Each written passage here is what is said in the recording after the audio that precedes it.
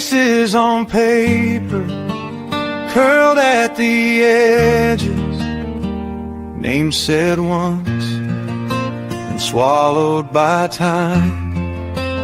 Rooms went quiet, streets moved on. Something about this never died.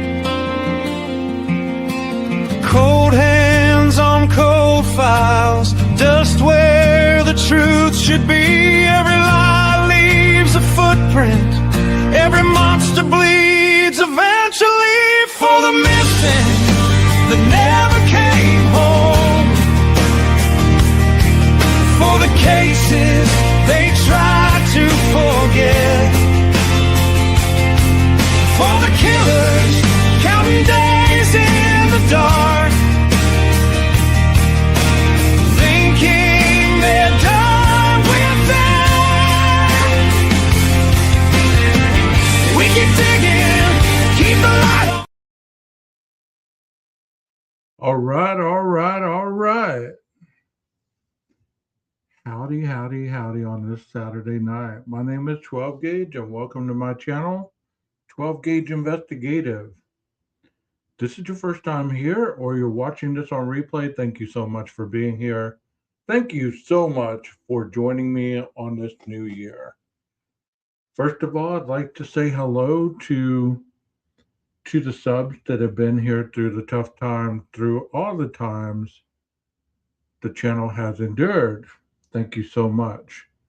As you can tell, we don't have the following we once did, but for whatever reason, I'm sure eventually it'll either pick back up or it won't. Which, honestly, it doesn't really matter.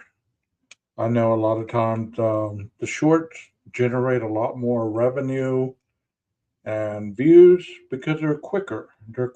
People are on the go. They can be scrolling on a short and get the same type of information. So a lot of time that's what I choose to do, just to make the shorts and make them very quick, informative, and to the point. I posted a short, not really a short, but a short video this morning because I saw this interview with Melissa Koberger, and I thought that it was interesting at some of the things that she said, some of the reflections that she had about her family, some of the reflections about life in general on both sides of the coin, because a lot of times we never really get to hear that regarding the victims' families, the perpetrators' families. We don't get to really hear that side, and it's unfortunate. And I'm going to play that again so that we can really talk about it a little more thoroughly, because I wasn't at my computer this morning when I posted it. So I was unable to really give any kind of reaction or any type of feedback whatsoever regarding this audio. One thing about the Idaho 4 case that I've noticed, just as in life, generally there are some unhappy people in this world. And, I took some time to clear my head. You've seen me come live off and on during the last 2 weeks.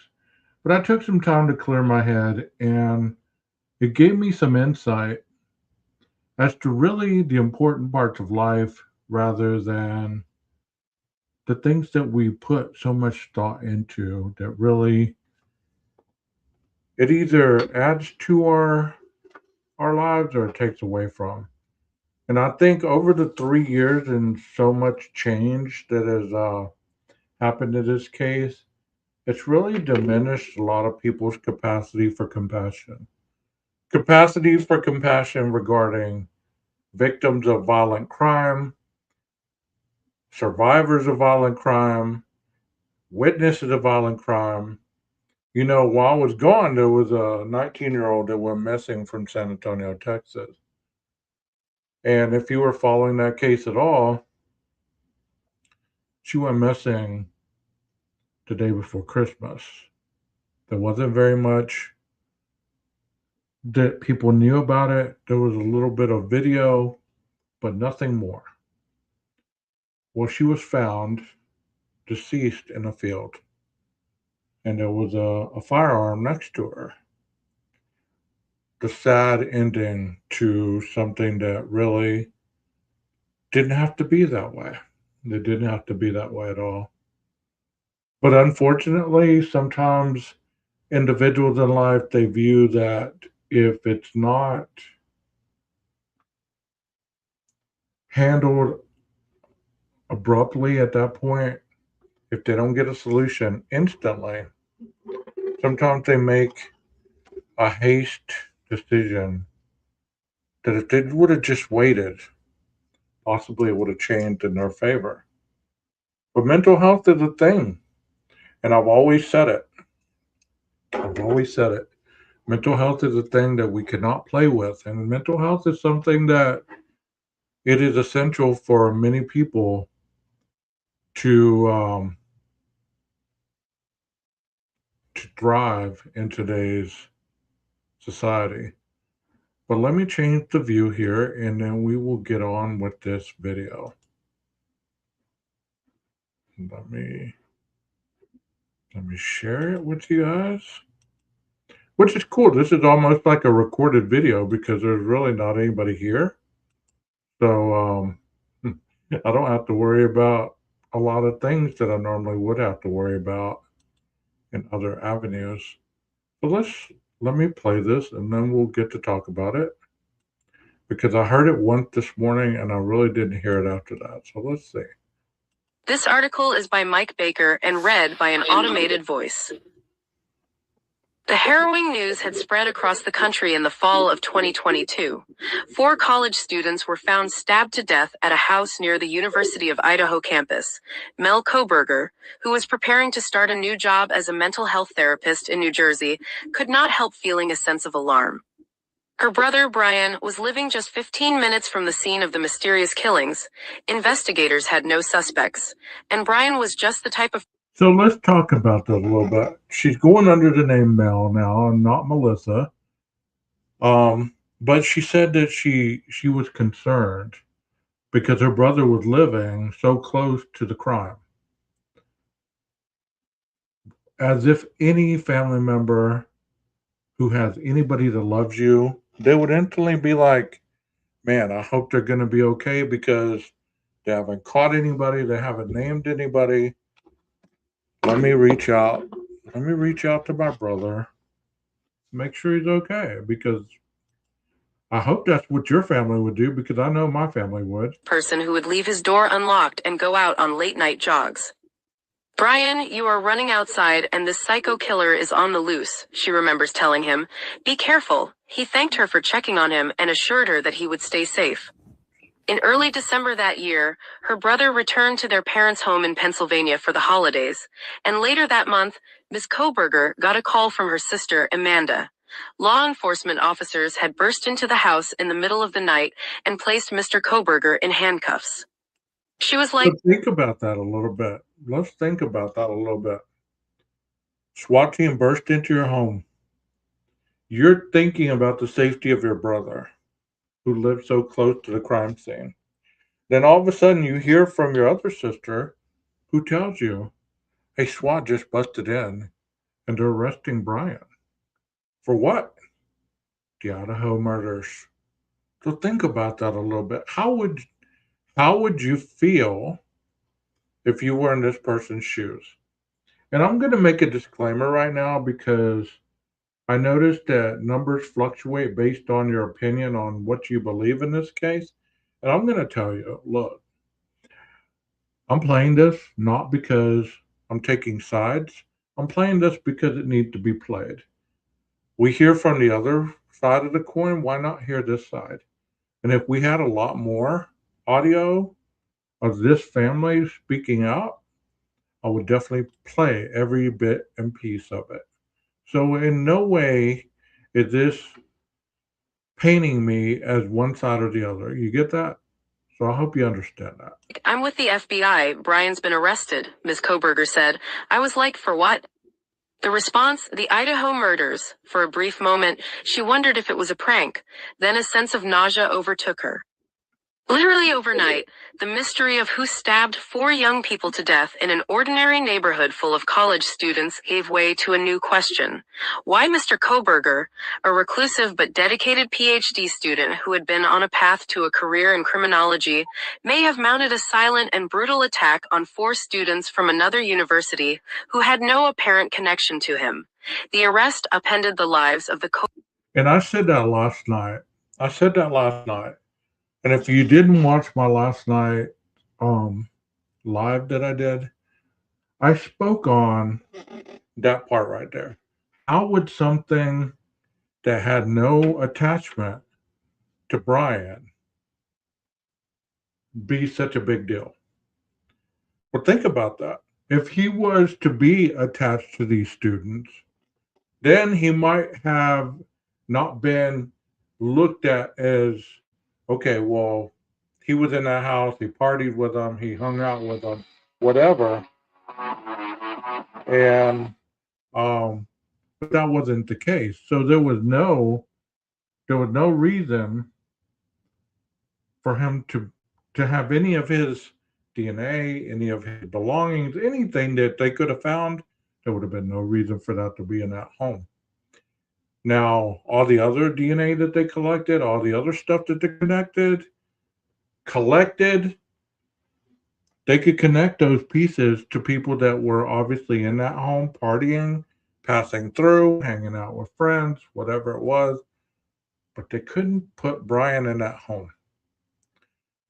So all these people that say there was no connection, so that ultimately means that he's not guilty. I'm not saying he's guilty or innocent at this point because the man is in prison. Whether you want to believe that or not, he is in prison. So think about that a little bit because that is substantial in my mind. Might not be to you, but you know how many people have these questions that they want to ask, they want answers to. Well, that's my mindset right there. And you might not agree with it, and that's fine. Koberger family. Tabloids stationed cameras outside their home, snapping images of Ms. Koberger's father cleaning up the damage from the police raid. Online sleuths scrutinized footage of Amanda acting in a 2011 horror film that had also involved stabbings. Ms. Koberger said she was angered by internet posts from people who speculated whether her family had known all along that Mr. Koberger was the killer. I have always been a person who has spoken up for what was right, she said. If I ever had a reason to believe my brother did anything, I would have turned him in. For the past 3 years, the family has kept quiet, avoiding interviews. And based on what she says coming up, I really believe that she is a person of integrity. And that's what that boils down to. If you have integrity, you're going to do the right thing when no one's watching. You know what I'm saying? Do you get what I mean by that? You're going to do the right thing when no one is watching. That is the integrity that many people have. And especially a person in her field, she said she would have turned him in if she had any inkling that he was involved or knew anything about it. Even as Mr. Koberger pleaded guilty and accepted 4 life sentences, his parents and siblings wanted to do everything in their power to respect the victims' families during the legal process, Ms. Koberger said, and even now she expressed fear that she might say something that could further traumatize them. Her family's challenges, she said several times, cannot compare to what those families have endured. And while the family still does not want to discuss the crime itself, Ms. Koberger agreed recently to share part of their story, saying she hoped she could bring out the truth about her family and what it has been like to be dragged into the epicenter of a true crime. Well, let's talk about that for a minute. Imagine having a member of your family be a criminal, convicted at that point, whether by their own wording or eventually going to trial and finding out that they were guilty of a crime that they committed. I know I have personally been friends with people who had this happen to them. And those people had nothing to do with the crime, but people label you guilty by association, which is such a terrible label. He was your brother, so you must have known something. He must have told you something. Not necessarily. The parents must have known something. That was their son. Not necessarily. What's he going to tell mom? What's he going to tell the mom? Yeah, I killed 4 people. I went off the rails. I messed up. As she continues to speak, you're going to see what appears to be a very intricate person with integrity. I'm epic. Family members of high-profile criminals have long struggled to navigate the collateral infamy thrust upon them. The Kobergers found themselves not just interrogated by detectives, but subject to the scrutiny of an assortment of amateur sleuths, part of a true crime fervor that has brought millions of people together in Facebook groups, Reddit forums, and YouTube channels. When her brother was arrested, Ms. Koberger had been training to start a job as a mental health counselor, but her new employer was so flooded with inquiries that she agreed to abandon the position. More recently, a book about the case emerged on Amazon with an author listed as Melissa J. Koberger, suggesting that someone was trying to make money by selling a false version of her story. It's confusing, she said. It's painful. It's like being victimized but not really being a victim. Mr. Koberger grew up in the Poconos in a home centered on family, with readings of books like Little House on the Prairie. This part right here, I want you to pay attention to this because we've never heard this before. And lessons rooted in their mother's Catholic upbringing, Ms. Koberger said she and her brother and sister had been imbued with values of loyalty, self-reliance, and putting the needs of others ahead of their own. Some of her fondest childhood memories were the nights when her parents, Marianne and Michael, ordered takeout food and woke up the children, laying blankets out on the deck. There, they all looked up at the stars, talking about astronomy and the wonders of the world. So let's be fair, okay? Let's be fair.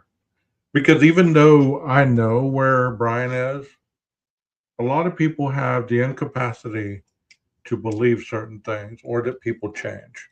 We're hearing about a family that was very genuine to their beliefs. We're hearing about a family who used to be close, so close that they would lay blankets out and stargaze and things like this. So, how many of you have known somebody around your age range that you've known your whole life, and that person is nowhere near the person you remember them being at the point of life where she's discussing this? When you're young, everybody, for the most part, unless you face a lot of trauma, abuse, neglect, exploitation, whatever, you're pretty innocent. So to say that Brian couldn't have went from this to where he is today, that's a lot of denial. A lot of denial on a lot of people's part. Because they believe that other people were involved. They believe that other people committed the crimes or knew about the crimes. But to say that Brian grew up innocent like this, based on her words, and he turned out to be who he became, there's a lot that is so unknown. I mean, she's basically going to tell you a lot about their upbringing, and it's hard to imagine the person she's talking about is the same person that we talk about in these lives, in these shorts, in the documentaries that are made, all these things, the things that people talk about. It's hard to imagine that at one point in life, there was an individual who grew up pretty much like most of us. Friends have described how Mr. Koberger had been overweight as a teenager and had a standoffish personality, something the family now believes was related to autism.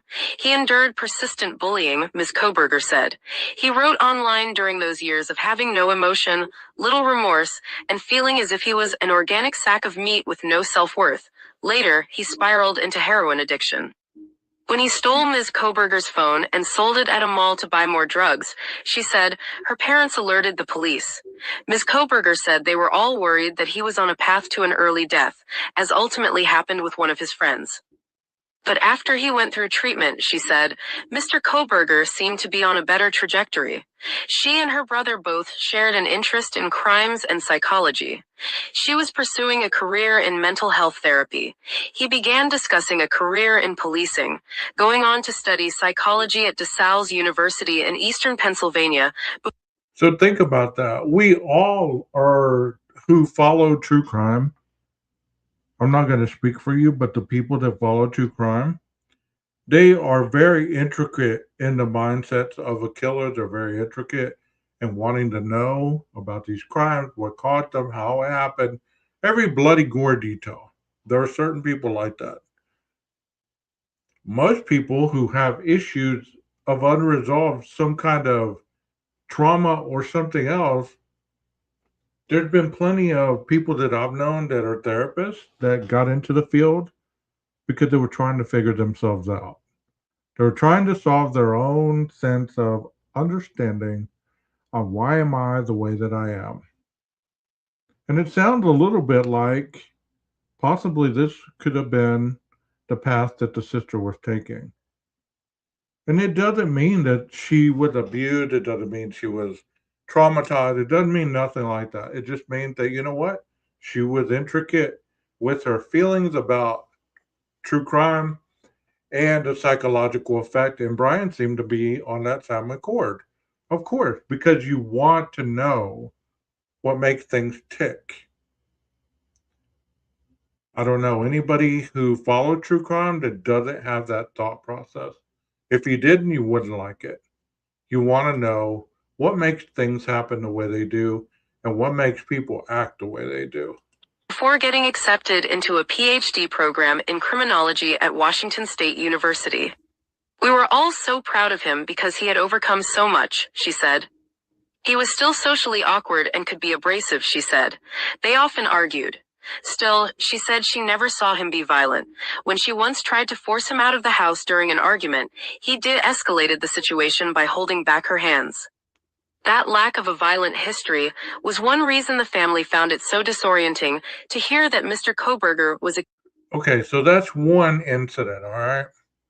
She didn't go on and talk about age 5 through 14. She didn't talk about any of that. She talked about one incident, okay? And based on that one incident, it would make you believe that possibly Brian wasn't a violent person at that point in life. But throughout, as I'm saying, people change.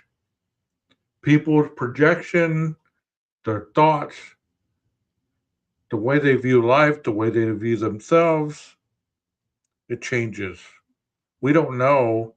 At that point, he could have been very, very lovable, very innocent, wanting to keep the peace.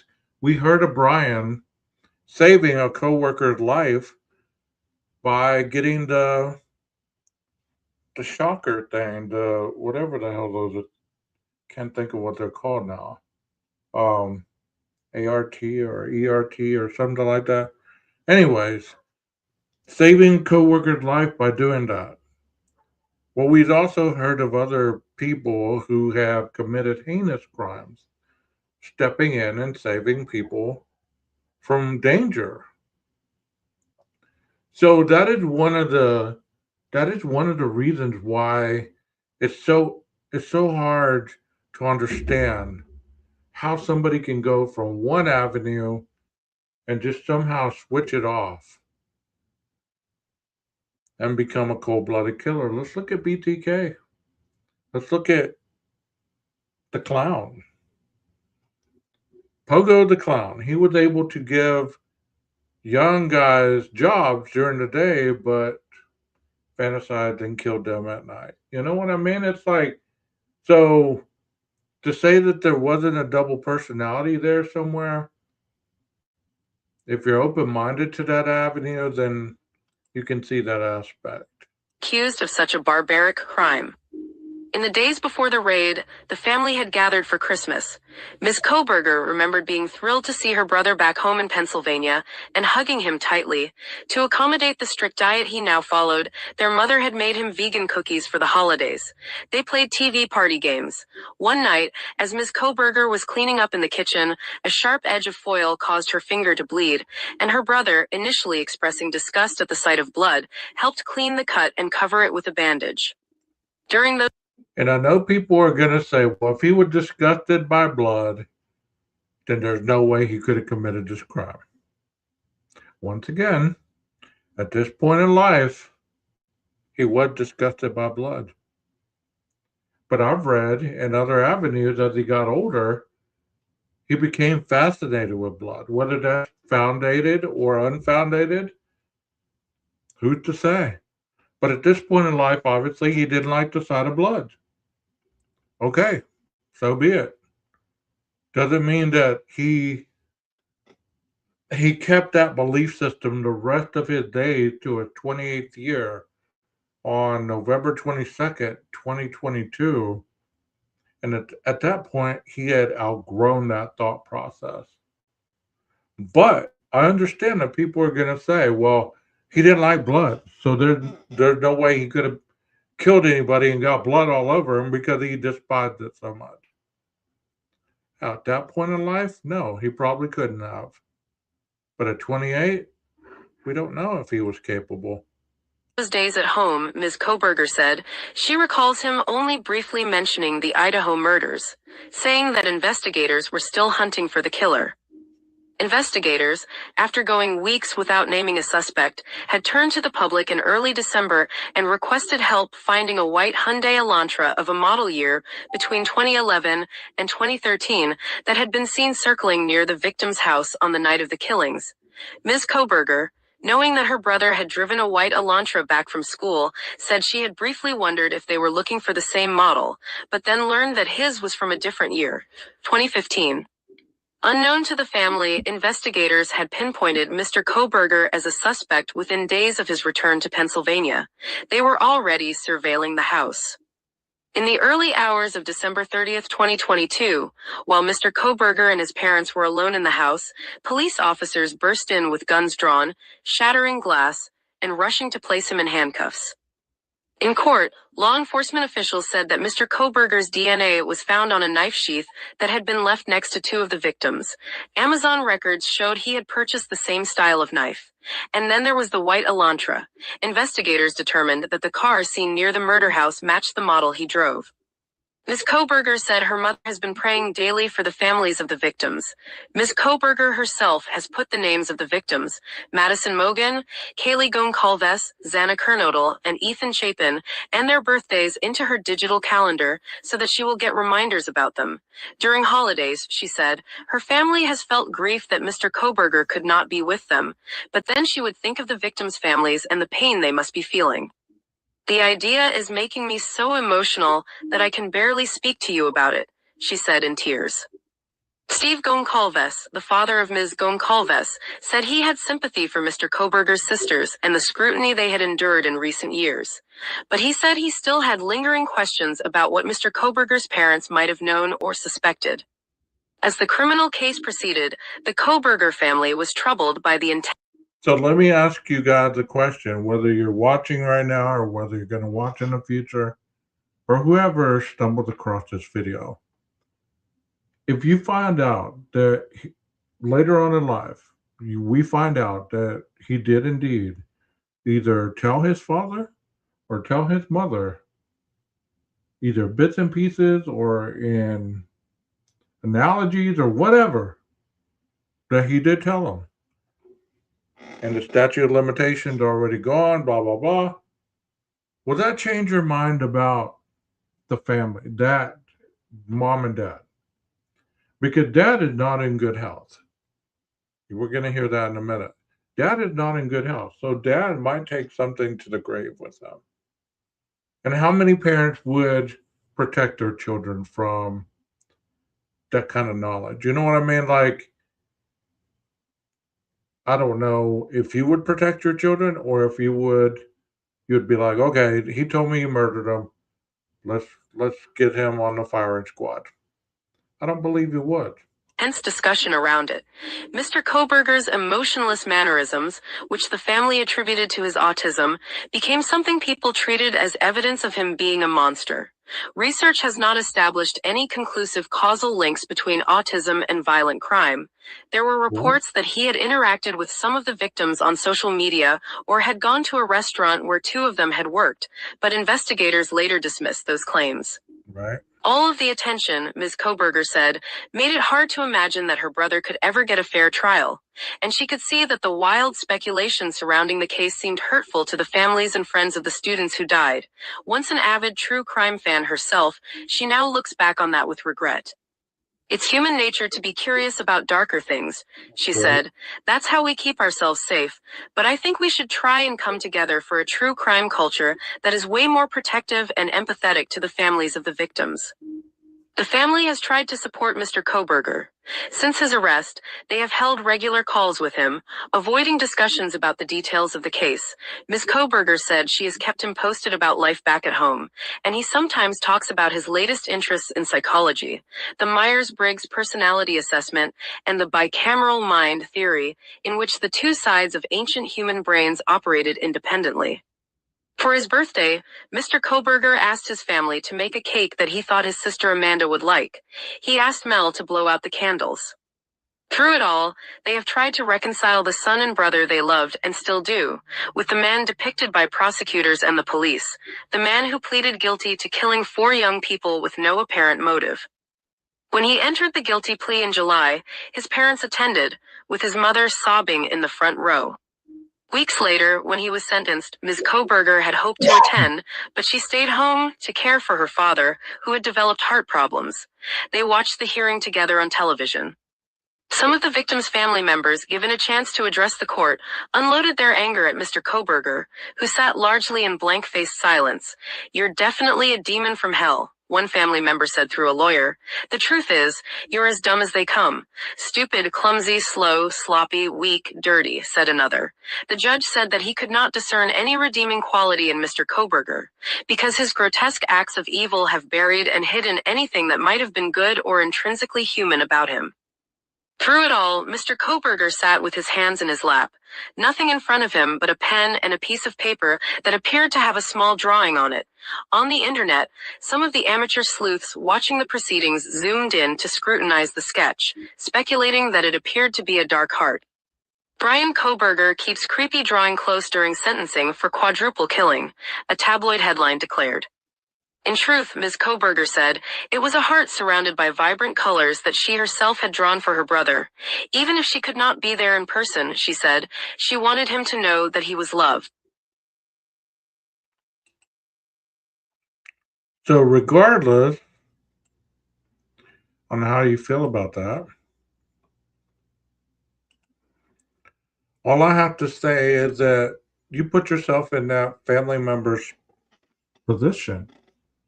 You put yourself in Amanda or Melissa's spot. There she told you how wrong mainstream media, amateur sleuths, all these people that articulate that they know without a reasonable doubt why things happen, and most of the time we don't have a damn clue. She drew him a heart with colors as an act of love for her brother.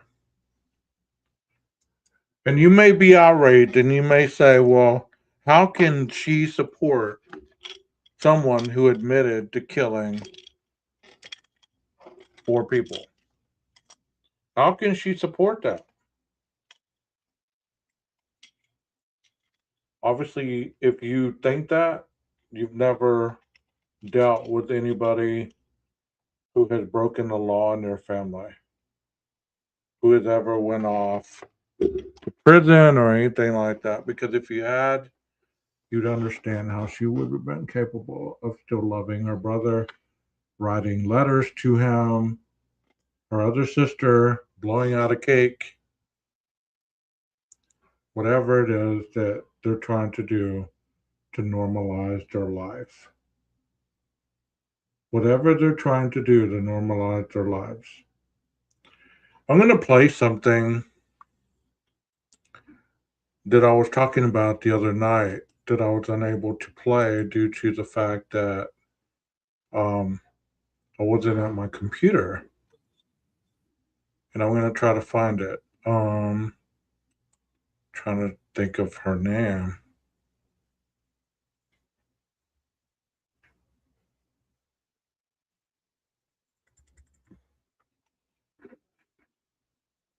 While I do that, I'm going to talk a little bit about, you know, some of the things that people have said on both sides. The things that they have said on both sides that are not right or not wrong. It's just a perspective that people really, in their mind, should really think about before they just jump on board to the status quo. And I know there's nothing that I say or anything that I do that can that's gonna change the true crime genre because I've tried. I've tried to debunk certain things. I've tried to talk to people about, their behaviors regarding their perception and stuff like that. But for every person who suddenly gets a conscience, there's 10 that step in their place hoping to get a piece of that pie, hoping to get a piece of some kind of fame or whatever you want to call it. I don't know what people call it. I don't know why people do what they do. If you followed me at all, you understand why I do what I do and the reason behind this true crime channel. Because I don't just cover this case anymore. I cover a lot of different things. A lot of different things. Sometimes it's not even on true crime that I do. You know, it's just sad um, that certain things have to be what they are in the true crime genre. Because if you don't talk a certain way, if you don't react a certain way, then you get what I have right now in my chat. No one. Which I'm okay with that. But there's a lot of people that aren't. There's a lot of people that aren't. You know what I mean? And she's a PhD person. Let's see if I can type that in.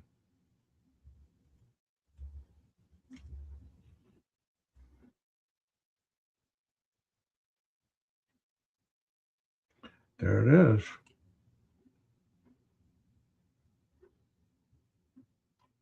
Let me see if I can find the one that I was talking about. Here it is right here. This is something that I thought was very interesting when I saw this. And I have not looked at the document, the new document that have came out, because I don't have any interest in it. Not because I don't want to see something that points the other direction, but people misconstrue stuff so much that at this point it doesn't really matter to me anymore. And this person right here is You guys have got to stop with this bullshit. I'm a forensic scientist and a former CSI, and I keep getting tagged in videos like this one. Now, I'm not going to tag the original creator. I've cropped her name out of this because I don't want to drive traffic to her page. There is this entire group of people on the internet who are breaking down the case files, doing stuff like this, circling things, and talking about injuries that don't exist. You don't know what you're talking about, and it's fucking embarrassing, and it's weird, and you're just spreading misinformation. It's so fucked up. So like here, she's boxed around this injury where this fingertip was sliced through, except it's not an injury. It's a normal part of your anatomy. See how when I bend my finger, it wrinkles? Your fucking joints move. That's how your fingers work. Crazy. So, And when you bend your little finger, so she's saying that there is a creator that has drawn certain pieces on these fingertips, on these x-rays, and then gone to tell people that exactly what they believe that these are injuries on the hands of the deceased. So she's going to continue talking about this, which she said she's a forensic pathologist. So, you know. and it wrinkles, you have this little space in here. So when we take your fingerprints, there are wrinkles in your fingers. It's not because of any sort of injury. It's just because that's how your finger is. I understand that people want to know what's going on with these files. You want to understand the image. That's the entire point of platforms like mine and like other people who are actually in the field who explain these things to you. But if you're going to follow a TikToker for information about crime scene stuff, follow a crime scene person. It doesn't have to be me. There are other CSIs on this platform. Go follow one of them. If you want to follow somebody who's going to talk about the legal aspects of things, follow a lawyer. I really love Emily D. Baker. If you are going to follow somebody for medical advice, follow a physician. Getting crime scene breakdowns from somebody like this is tantamount to getting like medical advice from somebody who's going to tell you that you need to do a detox and drink raw milk. You're going to get fucked up. You guys have got to stop with this. So let's go to the other one that she did. That was one. Where's another one that she did about the finger? Because people have been going. Let's talk about the last bath you will ever take. I'm a forensic scientist and a former CSI, and recently on somebody else's video, I was in the comments explaining something, and this person was telling me we don't wash bodies at autopsy. Yes, we do. Let me explain. So during an autopsy, there are typically two main parts, the external examination and the internal examination. During the external examination is where we collect trace evidence, where we take photos of you, we take your clothing, we might do imaging at this point. Some offices use CT, some offices use X-ray, and then we get ready for the internal examination. And the internal examination is the dissection portion of the examination, where the doctor is going to perform a Y incision. They're going to take all of your organs out. They're going to cut the top of the skull off and remove the brain, and then they might do partial dissections of things like the neck and other extremities. It just depends on the case. Before we get to the internal examination, it's really important that everybody performing the autopsy, the technician and the doctors and the crime scene investigators, like everybody there, needs to understand all of the injuries that person has. And we can't see those injuries if you're covered in blood. So we have to wash you. This is what the inside of a morgue looks like. This is the medical examiner's office in the place where I worked as a CSI. This is the medical examiner standing over there. And these are the stations where the autopsies are performed. So the body goes on that table, and then you can see up here all of the supplies. There's a sink and there's a big hose. Here it is when the medical examiner's office was under construction, and you can see that the table is kind of like slanted back towards the sink, and there are these big hoses. We use those to wash you with. Here's another example where you can see that big long hose with like a shower type nozzle, like an industrial sink type of nozzle. And we can put the body on this table. This one is kind of slotted, so the water and other fluids will drain out into the sink and go down the drain. Again, not totally sure why this is controversial. Perhaps in a hospital autopsy, they might not give you a bath if you're just doing like a partial dissection of somebody who's passed away in hospital, but you are going to get a bath during a forensic autopsy. It's after we collect evidence, so there's nothing that's going to destroy the evidence. It's just something that we do to ensure that we can see all of the injuries on the body. So Amy, if you watch this or you get told or you get sent something that showing your content, I'm not claiming it as my own. I'm merely just speaking on it. Kind of the same way you're speaking on it. I appreciate the intellect, the ability to give us an understanding of exactly what goes on, rather than to hear about it from somebody who does not have a clue, just watches TikTok videos or Googles or ChatGPT, and that's how they get their information. I'm thankful that you're actually working in the field and you're actually taking us through this. Thank you. You can see any scars, bruising, tattoos, any identifying marks. We need to see everything very clearly, so obviously we need to wash the body to do that. Also, most bodies get another little hose down or bath after the autopsy is performed because it's kind of a messy process. So you might get a little cleaning kind of at the beginning of the internal exam and then another cleaning at the end. It's a totally normal and routine part of an autopsy. Of course, these bodies are treated with respect and dignity, but yeah, we do have to clean them. Let's talk. Okay, so if you have TikTok, you might go and I have to clean out some of my friends list in order to add her. So I will do that, Amy. So if you have TikTok, you might go check out Amy Centaro, PhD.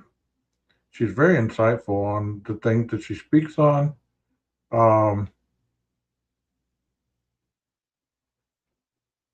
And she goes on and talks about different cases, different types of understanding about the.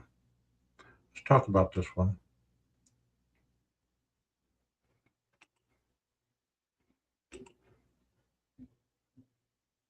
TikTok does that. I don't know why it does. Why did they take the fingerprints, palm prints, and footprints of the Idaho 4 victims? I'm a forensic scientist and a former CSI. I've seen lots of questions. I'm going to be answering them all, but let me address this one first. By now, I'm sure you've seen the scanned images of the Idaho 4 victims' palm prints, fingerprints, and footprints. These are called major case prints. They are things that we typically take in homicide victims. Now, to be clear, everybody who gets an autopsy is going to get fingerprinted. Typically, we do that with inking just the fingertips and recovering your rolled fingerprints the same way that you would as if you were arrested, just so we can know what somebody's fingerprints look like. And we have them because, of course, after autopsy, they're either going to be buried or cremated. But in homicides and major cases, we take major case prints that recover not only the fingerprints, but the entire interdigital area, the palm, and the edge of the palm, which is called the writer's palm. And in this case, there were also prints taken from the bottoms of these victims' feet. We do this so that we can eliminate their ridge detail from any ridge detail that is recovered at the crime scene or on a piece of evidence. Fingerprints are. And we've talked about that before. I've told you multiple times the police look to eliminate suspects rather than make suspects. And many times that goes on deaf ears. People don't want to hear that.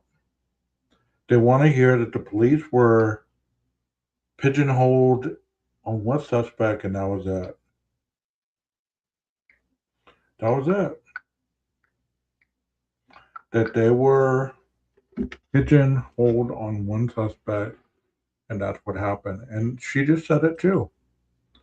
They look to eliminate, not create a suspect. Great evidence, and so are toe prints and footprints, but they're only as good as what we can compare them to. So without a comparison, a fingerprint is pretty useless. So for example, these handprints.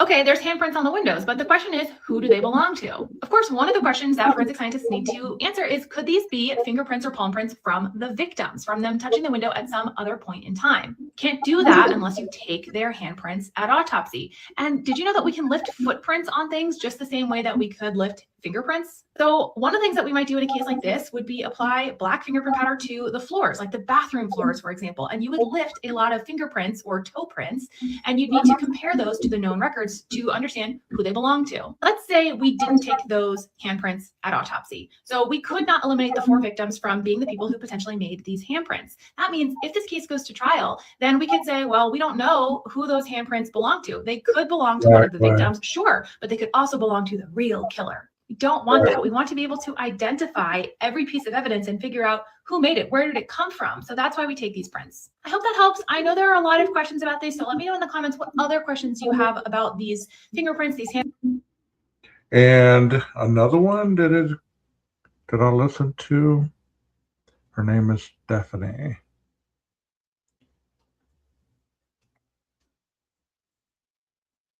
And so she pops up.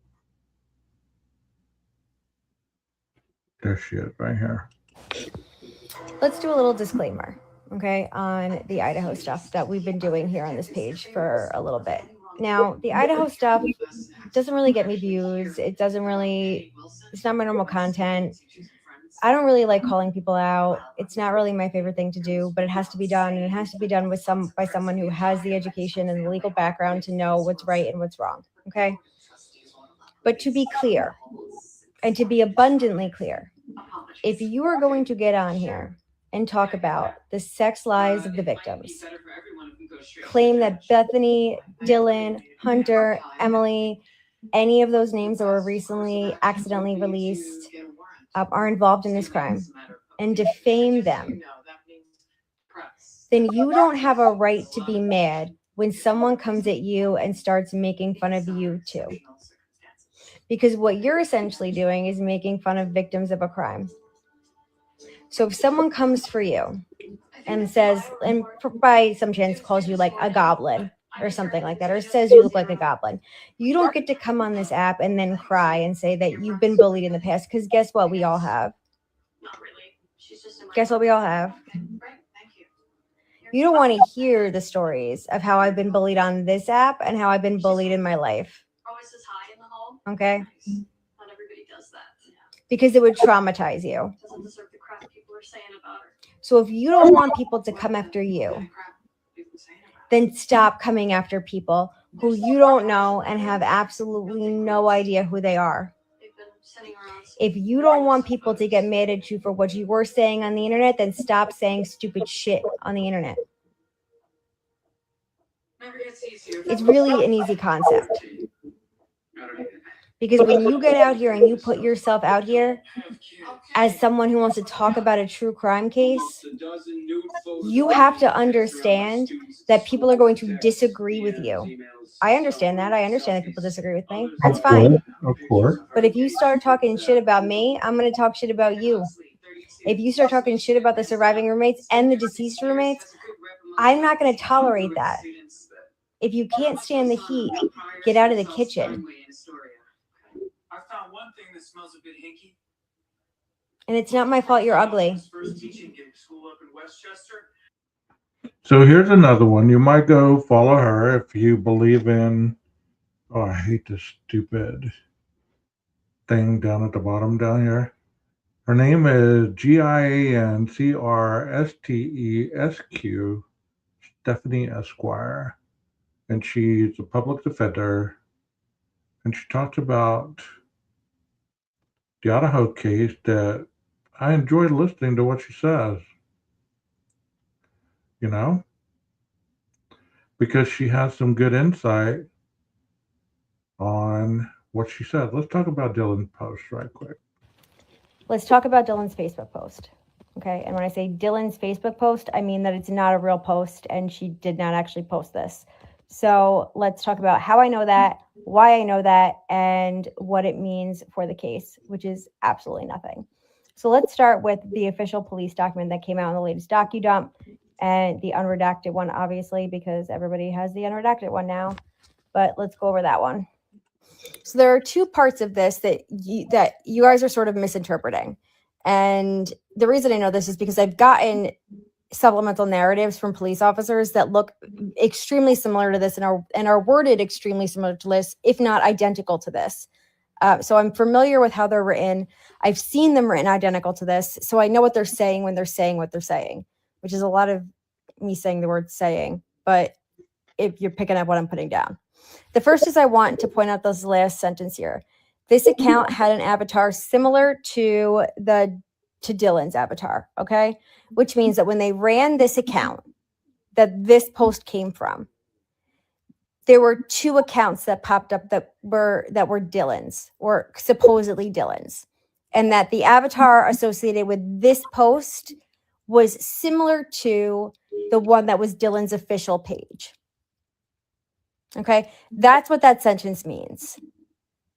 Okay, that there were two accounts that popped up for Dylan, or associated with Dylan, or looked like they could be Dylan. And this post came from an account that was similar to the one that was Dylan's official Facebook page. Okay? See how she's breaking that down? It's simple, it's simplistic, common sense. But, you know, it's easier to say other things regarding this Facebook page. The pictures were similar, not identical, similar. Okay, meaning someone just grabbed a random photo of Dylan, inserted it into the little Facebook bubble, and they were like, oh, cool. Whatever. All right. Now, That's what it is. The next part is I was able to pull up the account and it appeared to have the following friends associated with. There are 3 friends here.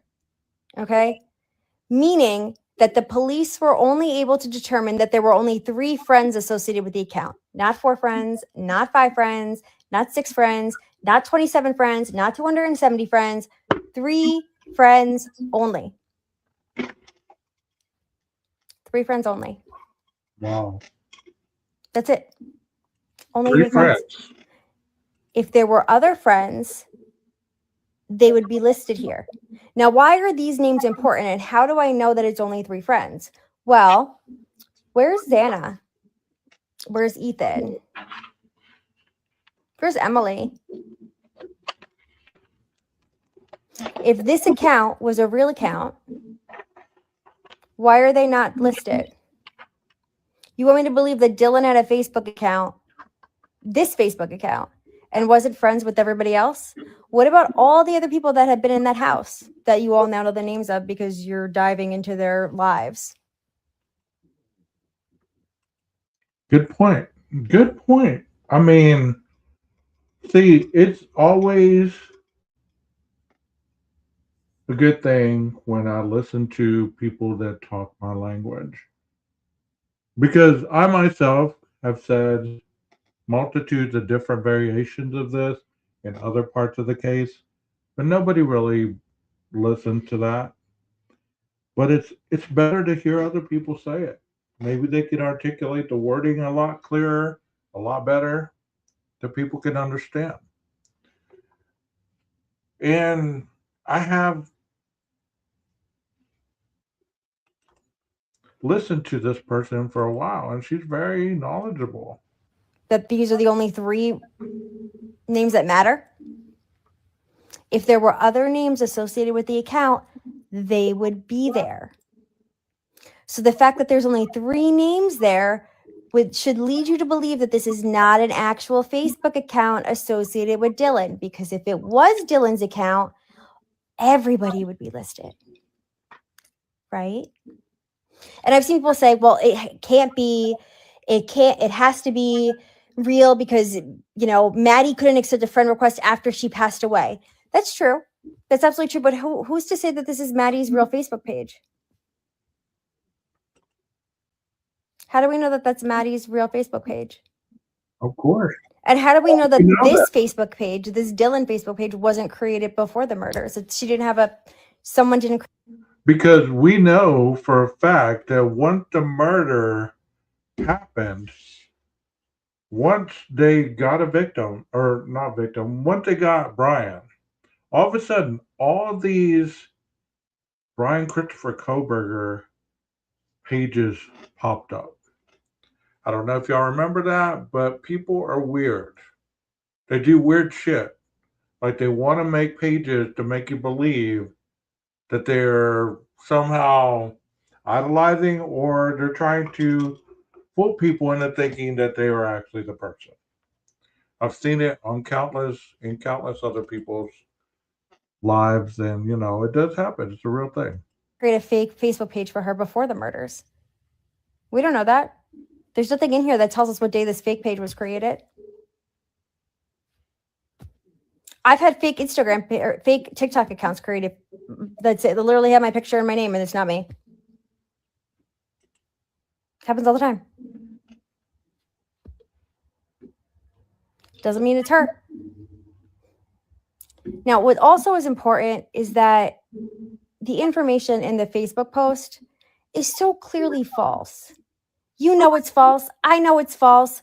Everybody knows it's false. It's so far from the truth that it's either literally a fake screenshot of something or it's literally a fake Facebook post. It's one or the other. No one knows because there's no other information. So sitting here and speculating that this poor girl created this Facebook post on this fake Facebook page where she only has 3 friends that are associated with the case, the level of mental gymnastics that you have to do to actually believe that this is true, it's mind-blowing. It's truly mind-blowing. And I know my videos are long and I know that you don't want to sit through the whole thing, but this is a simple one. This is a simple one to understand, that logically, this cannot be from Dylan because there's only 3 friends. And these are, and even if you want to say, well, no, they only listed the ones relative to the case. Okay, well, where are the rest of her friends that were associated with the case? Right. I mean, people do not use that type of analytics. They really don't. We want to say that people are thinkers. I got to play this one. I'm sorry. You guys have specifically asked me about this conspiracy theorist creator multiple times. And honestly, I really haven't looked too much into it. And then this video came across my page this morning. And I was like, oh. Y'all watch this. Oh. So we're crazy. Let's watch. Is that car? I'm just curious. Who is in that car? When they would put out the original articles or even their talking points, it was not this person's a suspect. It was this person might have critical information, which I do think matters when it comes to language like that. Because if it was a suspect, they would have been doing traffic stops on any and everybody that drove away. Okay, so that's just a panel of idiots. But in general, tell me you've never, ever investigated or researched any type of literal criminal case ever. I can tell you who hasn't, but you know what? We all know who hasn't, because anybody who speaks like any of those 4 on that panel, you can understand within 5 minutes that they don't understand the judicial system, the criminal justice system, investigative process, anything like that. They really don't. But people adore them, so that's all that matters. Why would they show their hand? Why would law enforcement show their hand and say, the suspect is driving a white Elantra? They wouldn't. Why would they do that? They wouldn't. They never do that. They always say, might have information, looking to speak to the owner of this car because we believe they may have been in the area and might have critical information. And that's what Chief Fry They did. don't come outright and be like, oh, we think the killer is driving a white Elantra. Because you know what that does? It makes the killer drop the car. Of course. It makes them drive it off a road, into a pond, off a bridge, with the evidence inside the car, with the blood and the DNA and all of the fun stuff that could be used to connect him to him or her. Which he pretty much did. Women kill people too. That could be connected to the crime. So they use language like critical information to deter the person from thinking that they are a suspect in the crime. Mm-hmm. It is a technique that's been used by law enforcement for hundreds, thousands upon years. Okay, well, obviously not that. That's a little hyperbolic of me. But this is a dumb video. This is a dumb video. The end. You heard her. You heard what she said. I'm gonna play one more, and then I'm gonna call it. But you know, these people really have some insight that other people believe they know more. I love when people say, I have lawyers in my family, and they told me this, because it just tells me that you don't have lawyers in your family and they didn't tell you anything. So second question answer Sunday. A plea deal is not a conviction. Any lawyer would tell you that all my lawyers in my family, and one of the lawyers in my family is known worldwide. I'm sure, Casey. He said a plea deal, not a conviction. He said you need to go back to school, whatever. Casey, you still have time to delete this. She looks like a lot of people. When you enter a plea deal or accept a plea deal, you go into court. You allocute to the crime. You waive your right to appeal, not all your rights to appeal, some of your rights to appeal. And the judge asks, how do you plead? Guilty or not guilty? And you say, guilty. Guilty. That then becomes a conviction. It shows up on your criminal history as a conviction. as you can see here, Casey, under convictions, there's no differential between a plea deal conviction and a conviction after trial on someone's criminal history. Can you show me where under convictions it separates for plea deal convictions and trial convictions? I'll wait. I'll give you a second to answer.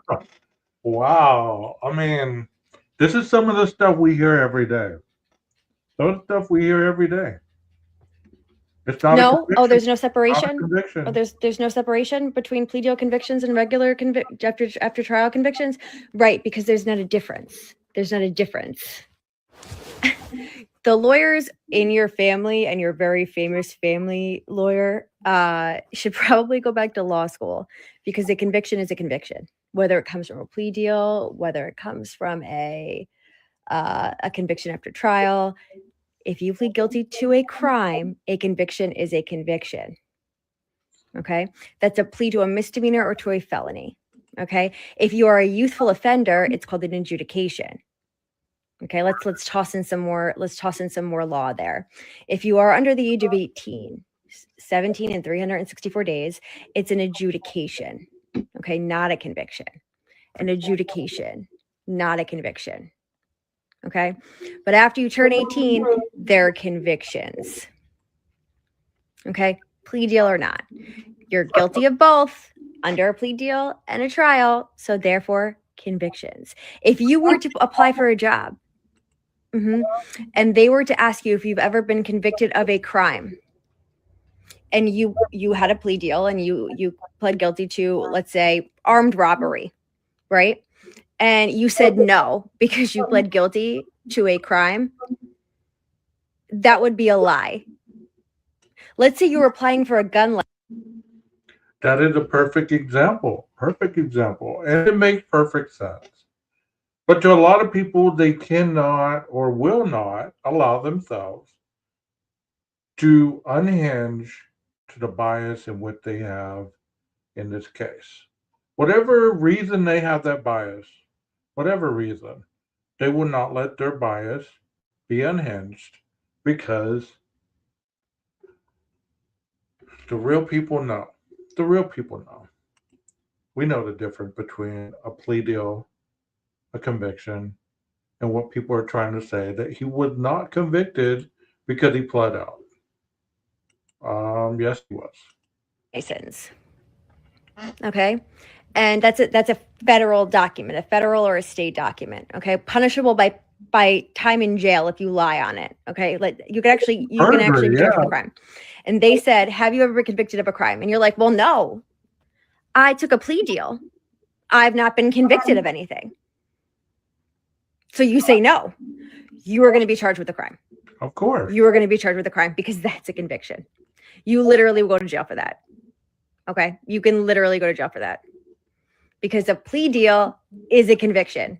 And if you were to say no on that state or federal document, you would go to prison or jail. And then you would have another conviction. So that would make two convictions. Are you catching along? Are you staying? Yeah, I thought so.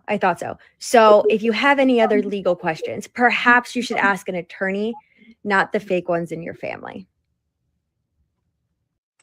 Bam. So if you have TikTok, you might go follow GIANCRSTESQ or Stephanie, Esquire. She's a public defender, kind of like Ann Taylor. Not like Ann Taylor, but you get the point. So I played tonight the audio from Melissa Koberger, which I played earlier on an upload. But I decided I wanted to talk about it a little bit. And I spoke my truth. I spoke my piece. Because that's all I can do, is just speak my piece. Not anybody else's. Not anybody else's truth. Not anybody else's opinions. Because I don't do that on this channel. And for whatever reason, that's not a popular opinion amongst people or whatever they believe, which is okay. I'm cool with that. But the second part of the video was showing two different professionals with two different professional interpretations of what's going on with the Idaho 4 on a daily when they see creators discussing certain things that they know damn well are not true and it's just misinformation or just just saying it just to say it. Because honestly, I can't even say I know why people say that because I don't know why. I don't know why, and I don't want to speculate why. I don't want to talk about people because you know what? It just gets into a big old mess. And I got more important time and energy to spend on things that really matter rather than the opinions of those that obviously don't understand the process, you know? Because there are some ugly human beings on this platform. There's some ugly people in the chats on this platform.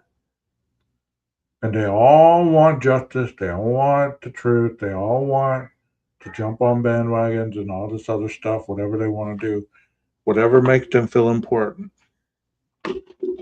But at one particular point, and I've said it once and I'll say it again, people are going to start getting sued for defamation of character. And if you don't believe that is a real thing, it is hard to prove. Yes, it is. It's very hard to prove. But when you have over hundreds of videos talking about the same thing, about the same people, at a particular point,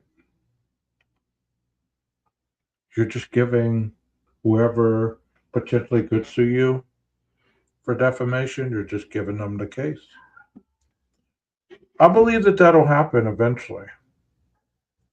Once one goes down, then other people are going to start going down. You're going to start seeing channels disappear because they don't want to be sued. Not that you can sue a lot of these channels for a lot because most of them don't have a lot, but you know, you can still bring them down one way or the other if you're the families of these victims, you know? Because I don't know about you, but I'd get tired of hearing my family member get dragged through the mud, be called a killer, be called this, that, and the other, when the actual killer is in prison at this point. When he stood up in front of God and everybody and admitted to doing what many people have believed he did in his own words. Whether you believe that or whether you don't, that's that's between you and your own mental concept. But I'm just saying, I'm on a different vibe, so I just wanted to jump on here a little bit and discuss this because I thought that was pretty interesting to hear from Melissa Koberger in the little bit that she did speak. And why would she not speak of her brother in loving and caring ways? Because no matter what you believe, if you got a murderer in your family, a rapist, whoever, as a family member, you're gonna love them first as your family.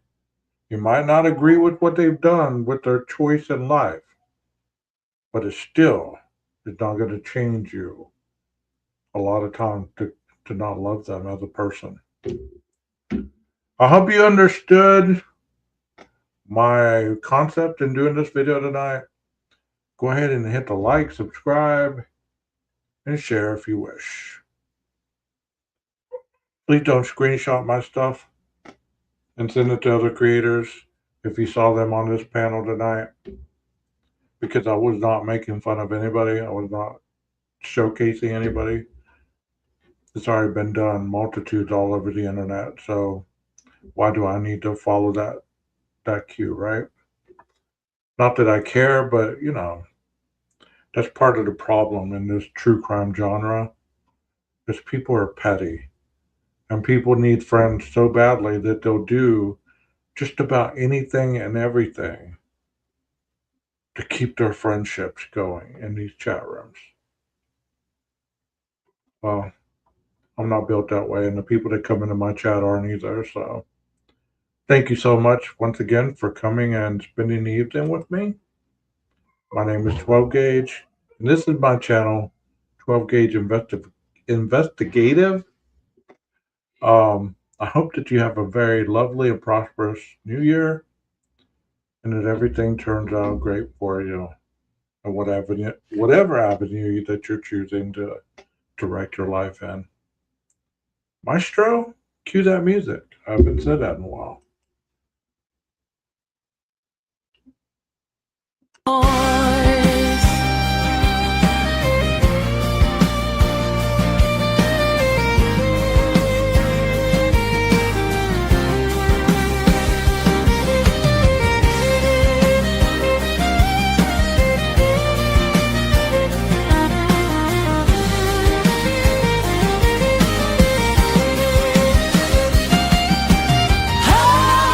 closed on answers still, hunting the truth. Welcome to 12 Gauge, now whipping